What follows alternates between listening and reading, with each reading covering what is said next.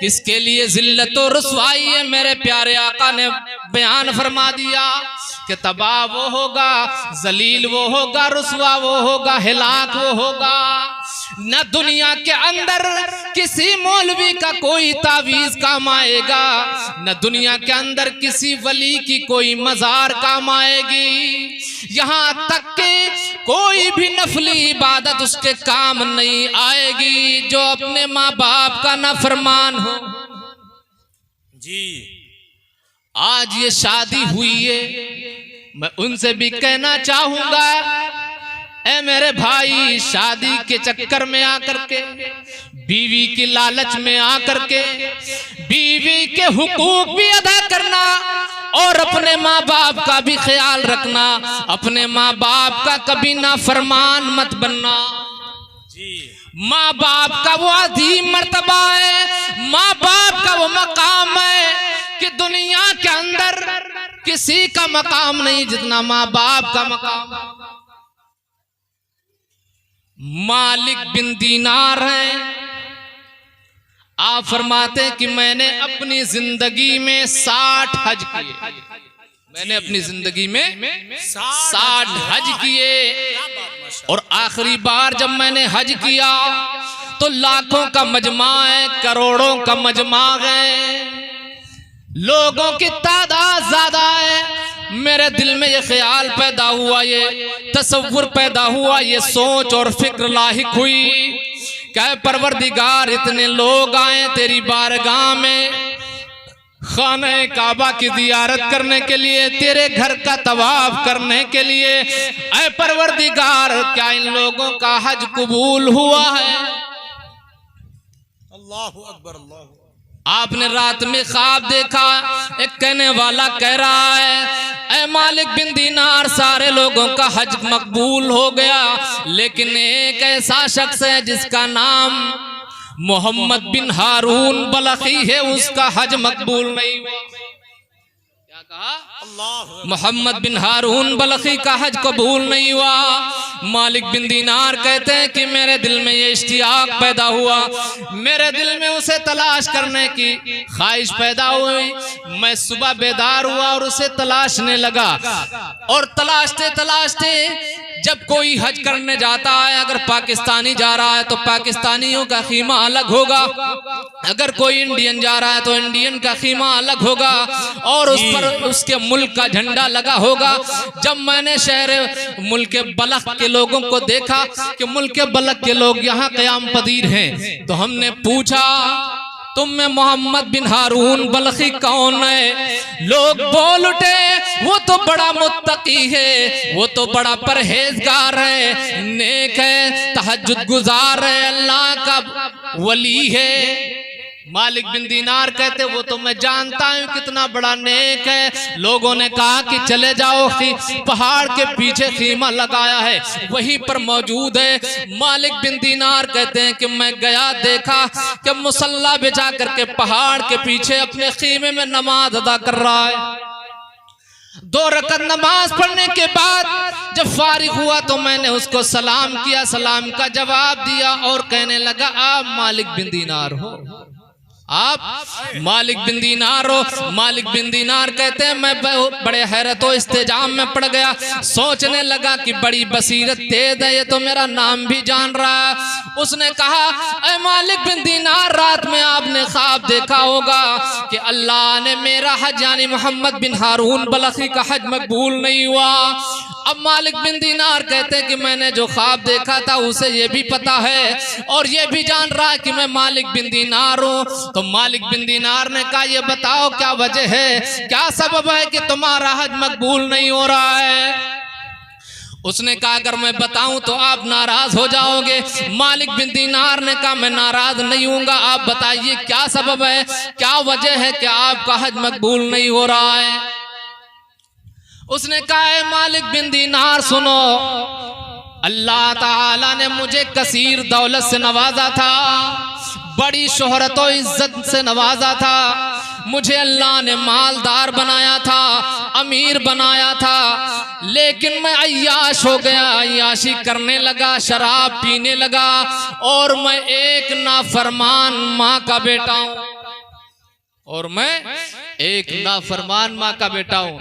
ऐ मालिक बिन दीनार, रमजान का महीना चल रहा था, मेरी माँ बादे नमाज़े असर इफ्तारी तैयार कर रही थी, तन्नूर में रोटियां पका रही थी, रोटियां बना रही थी। मैं शराब के नशे में धुत होकर के घर आया और अपनी माँ से कहा, ऐ मेरी माँ मुझे रोटी दे दे खाने को। माँ ने कहा, ओ शर्म कर बेटा, तू खुद रोजा नहीं रखता है, लेकिन जो लोग रोजे रख रहे हैं उनका तो ख्याल कर।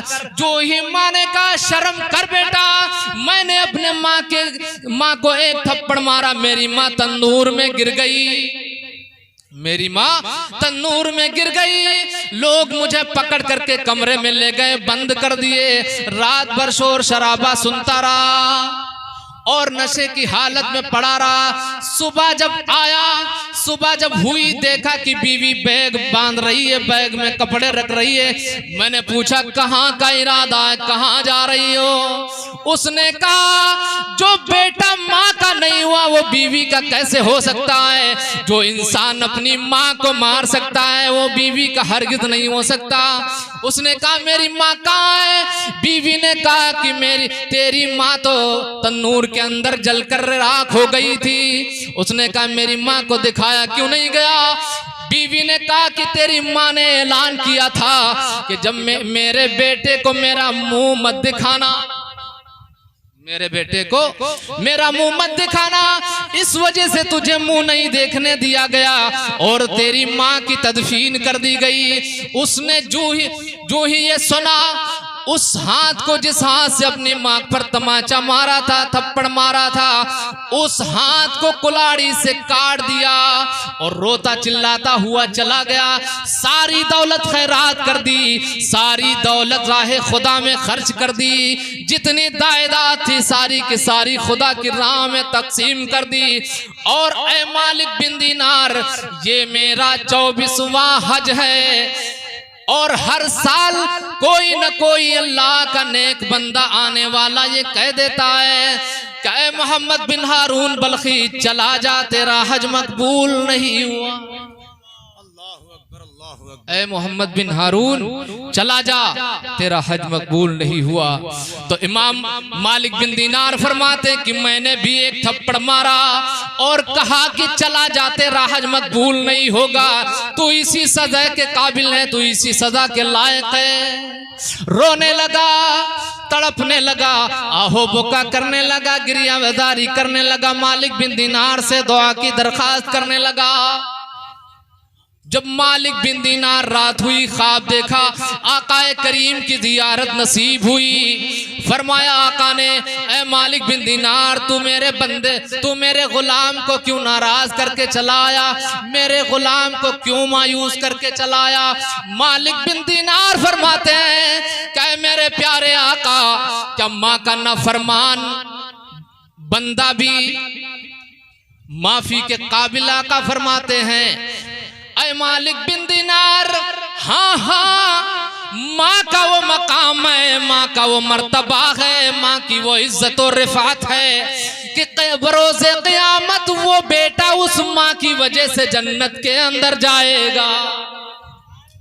आका फरमाते हैं, मालिक बिन दीनार, जब बरोज़े क़यामत मुकदमा दायर किया जाएगा, उसकी माँ मुकदमा दायर करेगी कि ऐ मेरे मालिक हकीकी, मैंने इसे 9 माह अपने पेट में रखा और इसने मुझे कत्ल कर दिया, इसने मुझे आग में जला दिया।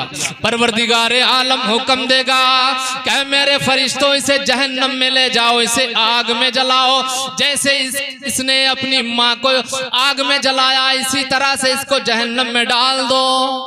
फरिश्ते लेकर के चलेंगे उस इंसान को और वो इंसान अपनी माँ की की तरफ मुड़ मुड़ करके देखेगा, माँ भी देखेगी, लेकिन जब बिल्कुल जहन्नम के करीब पहुंचेगा आवाज देगा, अपनी माँ को पुकारेगा, ऐ मेरी माँ, ऐ मेरी भोली माँ, अब ये मुझे आग में डाल देंगे, ऐ मेरी माँ अब मैं आग में जलने जा रहा हूँ। माँ देखेगी और तड़प कर कहेगी, ऐ मेरे परवरदिगार, मैंने इसे माफ कर दिया, अब तू भी माफ कर दे। ऐ मेरे माबूदे हकीकी, मैंने इसे माफ कर दिया, तू भी माफ फरमा दे। अल्लाह फरमाएगा, ऐ मेरी बंदी, इसने तुझे आग में जलाया था। माँ कहेगी, ये मेरा बेटा है और मैं माँ हूं। क्या कहेगी? ये मेरा बेटा है और मैं इसकी माँ हूं, मैं नहीं बर्दाश्त कर सकती कि ये जहन्नम में जले। मेरे नौजवानों, याद रखो, अपने माँ बाप का ख्याल रखो, वरना तुम्हारी नमाज, तुम्हारा रोजा, तुम्हारा हज, तुम्हारी ज़कात सब तुम्हारे मुंह पे मार दी जाएगी और घसीट के जहन्नम में डाल दिया जाएगा। एक दो हदीसें सुन ले और उसके बाद जैसा कि आपकी मर्जी। यह हदीस हज़रत मुआविया बिन जाहिम से रवायत है। अन मुआविया बिन जाहिमता अन्न जाहिमता जाइलन नबी सल्लल्लाहु तआला अलैहि वसल्लम फ़क़ाल या रसूल अल्लाह अरदतु अन अग़ज़ुवा वक़द जीतु अस्तशीरुका। मुआविया इब्ने जाहिमा, अबू जाहिमा कहते हैं कि मैं नबी करीम की बारगाह में गया, अर्ज किया, या रसूल अल्लाह, मैं गज़वे में शरीक होना चाहता हूँ, मैं गज़वे में शरीक होना चाहता हूँ, मैं जंग लड़ना चाहता हूँ, मैं जिहाद करना चाहता हूँ, आपसे मशवरा करना चाहता हूँ, आपकी राय लेने आया हूँ, आपका हुक्म क्या है? मेरे आका ने फरमाया, फ़क़ाल या अबा जाहिमता हल लका मिन उम्मिन, ऐ अबू जाहिम, ये बताओ क्या तुम्हारी माँ जिंदा है? ऐ अबू जाहिम, ये बताओ क्या तुम्हारी माँ जिंदा है? काला नाम, अर्ज किया रसूल अल्लाह, हाँ मेरी माँ जिंदा है। आका ने फरमाया, काला फ़अल्ज़महा फ़इन्नल जन्नता इंदा रिजलिहा। मेरे आका ने फरमाया कि इस वक्त जिहाद लड़ना अच्छा नहीं है, जिहाद लड़ना बेहतर नहीं है, गज़वे में शरीक होना अफजल नहीं है, जंग लड़ना अफजल नहीं है। अगर तुम्हारी माँ जिंदा है तो अपनी माँ की खिदमत को लाजिम कर लो, अपने माँ के फरमाबरदार बन जाओ, क्योंकि माँ के कदमों के तले जन्नत है। बेशक के कदमों के तले जन्नत है। तुम दोस्तों पर करोड़ों लुटाते रहो, गैरों पर हजारों लुटाते रहो, महल्ले वालों पर लुटाते रहो, दुनिया वालों पर लुटाते रहो, जलसे करते रहो, नारे रिसालत या रसूलल्लाह, नारे गौसियत, मसलके आला हजरत खतीबे हिंदुस्तान हजरत अल्लामा मुफ्ती गुलफाम साहब क़िबला, शारे हिंदुस्तान भाई सईद अख्तर साहब क़िबला, शारे अहले सुन्नत भाई इजहार शाहजहांपुरी साहब क़िबला, सना खान रसूल भाई शाहज़ेब रजा साहिब क़िबला, उलमाए अहले सुन्नत शारे अहले सुन्नत भाई शाहनवाज साहिब क़िबला, खतीबे हिंदुस्तान हजरत अल्लामा मौलाना अताउल मुस्तफ़ा साहिब क़िबला। नारे तकबीर, नारे रिसालत। तमामी हजरात बैठ जाए। माशाअल्लाह खतीबे हिंदुस्तान हजरत अल्लामा मुफ्ती गुलफाम साहिब और शहंशाह तरन्नुम शारे अहले सुन्नत भाई सईद अख्तर साहिब मिंबर रसूल पर तशरीफ फरमा हो चुकी।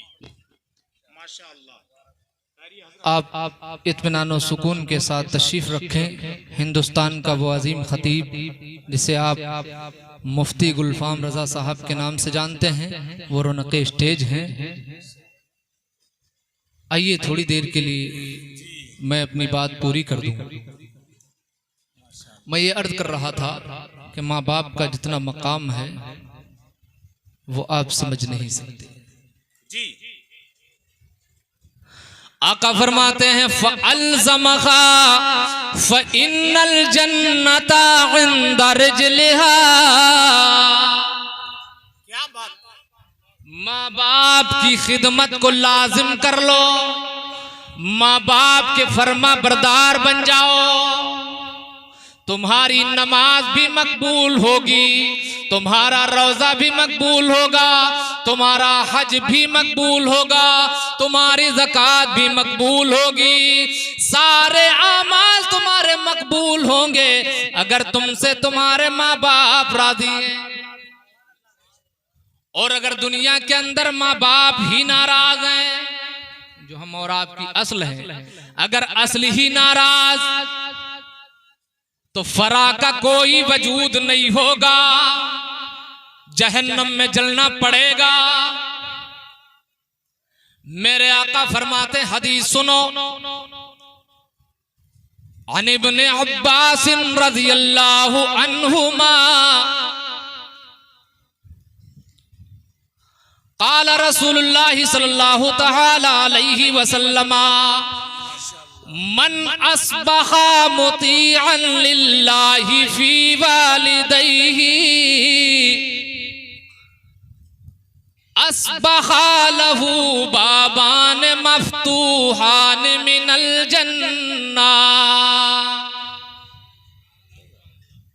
आका फरमाते, जिसने इस हाल में सुबह की कि अल्लाह के फरमान के मुताबिक वालिदैन के बारे में अल्लाह का फरमा बरदार रहा, तो आका फरमाते हैं सुबह होते ही उसके लिए जन्नत के 2 दरवाजे खोल दिए जाते हैं।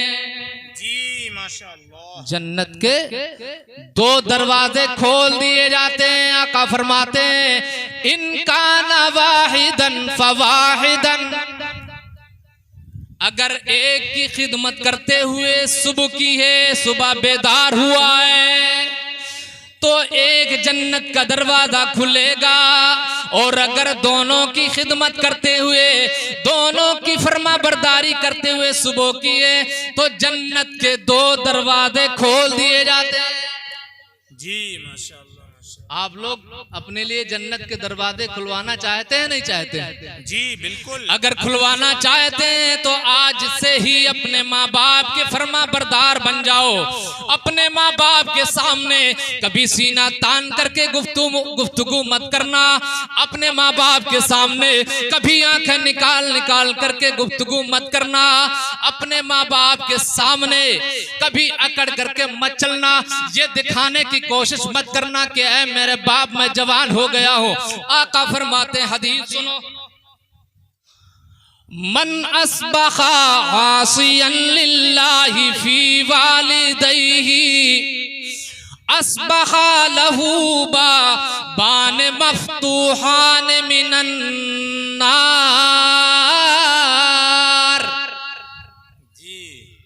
आका वईद के तौर पर फरमाते, आका फरमाते जिसने इस हाल में सुबह की क्या अपने वालिदैन के बारे में अल्लाह का फरमा बरदार रहा, तो उसके लिए जन्नत के 2 दरवाजे। और जिसने इस हाल में सुबह की कि अल्लाह के फरमान के मुताबिक अपने माँ बाप की नाफरमानी की, तो जहन्नम के 2 दरवाजे उसके लिए खोल दिए जाते हैं। सुबह होते ही जहन्नम के 2 दरवाजे उसके लिए खोल दिए जाते हैं। आज आना तहमद नाथ के। फ़क़ाल रजुलन व इन ज़लमाहु, तो आकाए करीम की बारगाह में एक शख्स ने अर्ज किया, या रसूल अल्लाह व इन ज़लमाहु, अगरचे वालिदैन, अगरचे माँ बाप अपनी औलाद पर जुल्म करें। क्या किया कि अगरचे वालिदैन अपने औलाद पर जुल्म करें। हदीस के अल्फाज सुनो मुसलमानों, तुम्हारे दिलों के अंदर माँ बाप की उल्फत पैदा हो। क्या बात है। मेरे आका फरमाते 3 मर्तबा, व इन ज़लमाहु व इन ज़लमाहु व इन ज़लमाहु। आका आका फरमाते हैं अगरचे माँ बाप अपनी औलाद पर जुल्म करें, अगरचे माँ बाप अपनी औलाद पर जुल्म करें, अगरचे माँ बाप अपनी औलाद पर जुल्म करें, लेकिन औलाद को ये हक नहीं कि अपने माँ बाप पर जुल्म करे, या अपने माँ बाप को सताए, या अपने माँ बाप पर लाठियां डंडा बरसाना। जी ओ नौजवानों, अपने माँ बाप से अलग रहने वालों, अपने माँ बाप से दूर भागने वालों, अपने माँ बाप से जुदा होने वालों, एक बीवी है, बीवी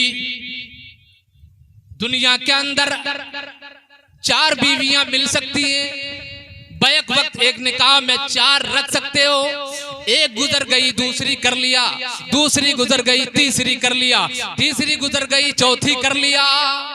लेकिन माँ बाप ऐसी नेमत है कि दुनिया के अंदर जाने से फिर दोबारा नहीं मिलने वाली। एक हदीस और सुन लो, मेरे प्यारे आका फरमाते हैं अन्नबी माता फ़क़ाल या रसूल अल्लाह मा हक़्क़ुल वालिदैनि अला वलदिहिमा। अर्ज़ किया या रसूल अल्लाह, माँ बाप के क्या हुकूक हैं औलाद पर?